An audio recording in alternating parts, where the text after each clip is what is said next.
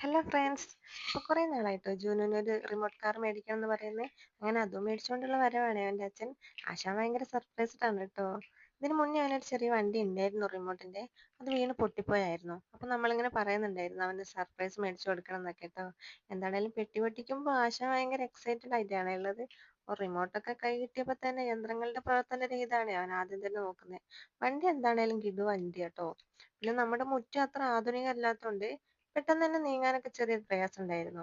പിന്നെ എന്ത് സാധനം കിട്ടിയാലും നാലാളെ കാണിക്കാണ്ട് ജൂനൂനൊരു സമാധാനം ഇല്ലാത്തതുകൊണ്ട് തന്നെ മുറ്റത്തൂടെ വണ്ടി അറിഞ്ചും പുറിഞ്ചും ഓടിച്ചുകൊണ്ടിരിക്കുകയായിരുന്നു കേട്ടോ.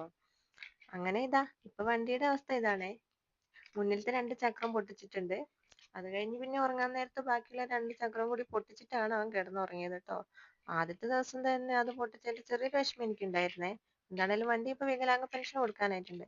നമ്മുടെ ചാനൽ ഇഷ്ടപ്പെട്ടാൽ ലൈക്ക് ചെയ്യുക, സപ്പോർട്ട് ചെയ്യുക, സബ്സ്ക്രൈബ് ചെയ്യുക. ബൈ.